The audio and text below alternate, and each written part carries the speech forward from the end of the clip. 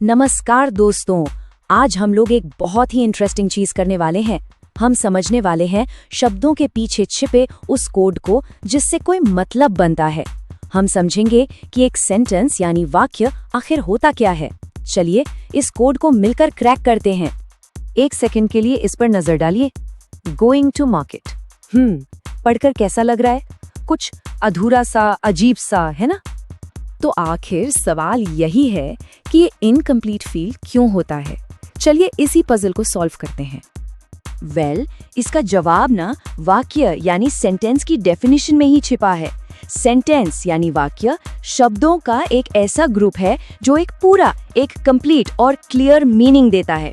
तो मतलब असली राज है कंप्लीट सेंस। देखिए, गोइंग टू मार्केट ये बस एक अधूरा सा ख्याल है, लेकिन जैसे ही हम कहते हैं I am going to market, बात एकदम साफ हो जाती है, पूरा मतलब समझ आ जाता है। और बस यही एक सही, एक कंप्लीट सेंटेंस की पहचान है। तो आखिर एक सेंटेंस को कंप्लीट बनाता क्या है? चलिए अब इसके दो सबसे इंपॉर्टेंट पार्ट्स को समझते हैं और इस कोड को और भी गहराई से क्रैक करते हैं। ओके, तो देखिए, हर सेंटेंस के ना दो मेन हीरो होते हैं। एक होता है सब्जेक्ट यानी कर्ता और दूसरा होता है प्रेडिकेट यानी विधेय। सब्जेक्ट वो है जिसके बारे में बात हो रही है, जैसे यहाँ शी, और प्रेडिकेट वो सेंटेंस का बाकी का हिस्सा है जो सब्जेक्ट के बारे में कुछ बताता है। इस केस में इज कुकिंग फूड। और हाँ, एक परफेक्ट सेंटेंस के कुछ गोल्डन रूल्स भी तो होते हैं। हमेशा एक कैपिटल लेटर से शुरू होगा, एंड में कोई ना कोई पंक्चुएशन मार्क होगा, फुल स्टॉप, क्वेश्चन मार्क या एक्सक्लेमेशन मार्क। उसमें कम से कम एक वर्ब यानी क्रिया का होना जरूरी है, और सबसे इम्पोर्टेंट, उसका एक पूरा मतलब निकलना चाहिए। ओके, तो अभी तक हमने ये तो समझ लिया कि एक सेंटेंस बनता कैसे है, पर कभी सोचा है कि हम इसे यूज ही क्यों करते हैं? मतलब एक सेंटेंस आखिर क्या क्या काम कर सकता है? अगर देखा जाए ना, तो एक सेंटेंस के बेसिकली 4 खास मिशन होते हैं। पहला, ये कोई फैक्ट या ओपिनियन बता सकता है। दूसरा, ये सवाल पूछ सकता है। तीसरा, ये कोई कमांड या रिक्वेस्ट कर सकता है। और चौथा, किसी स्ट्रॉन्ग फीलिंग को एक्सप्रेस कर सकता है। चलिए अब इन चारों मिशनों को ना थोड़ा और डिटेल में देखते हैं और कुछ आसान से एग्जाम्पल से इन्हें एकदम पक्का कर लेते हैं। सबसे पहला मिशन है एसेटिव सेंटेंस का, जिसे हम साधारण वाक्य भी कहते हैं। इसका काम बिल्कुल सीधा साधा है, कोई फैक्ट बताना, कोई जानकारी देना या अपनी कोई राय रखना।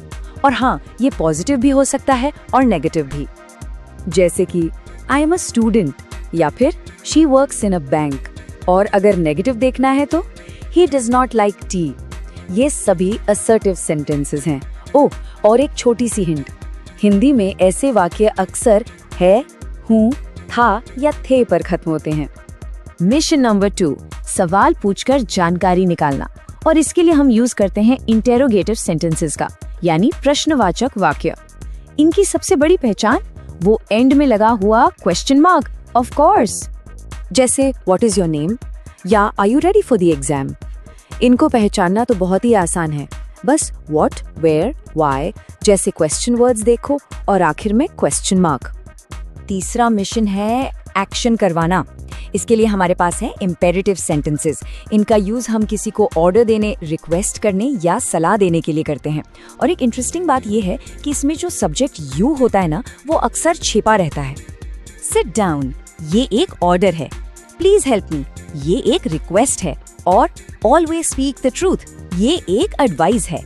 एक छोटी सी टिप ये है कि ये अक्सर किसी वर्ब से या प्लीज जैसे शब्द से शुरू होते हैं। और अब आते हैं हमारे चौथे और आखिरी मिशन पर, जो है इमोशंस यानी भावनाओं को एक्सप्रेस करना। इसके लिए एक्सक्लेमेटरी सेंटेंसेस काम आते हैं। ये खुशी, दुख या हैरानी जैसी स्ट्रॉन्ग फीलिंग्स को जाहिर करते हैं। और इनकी पहचान वो exclamation mark, what a beautiful girl या वाओ दिस इज अमेजिंग। ये सेंटेंसेस अचानक दिल से निकली फीलिंग्स को दिखाते हैं, जैसे हम हिंदी में बोलते हैं ना, क्या बात है या वाह। तो ये थे सेंटेंस के 4 सुपर मिशंस। अब चलिए इन सबको एक सिंपल सी टूल किट में पैक कर लेते हैं ताकि इन्हें झटपट पहचाना जा सके। तो ये रही आपकी सेंटेंस डिटेक्टिव टूल किट। अगर कोई सीधा साधा स्टेटमेंट या फैक्ट है तो वो है असर्टिव, एंड में क्वेश्चन मार्क दिखा तो समझ जाइए वो इंटेरोगेटिव है।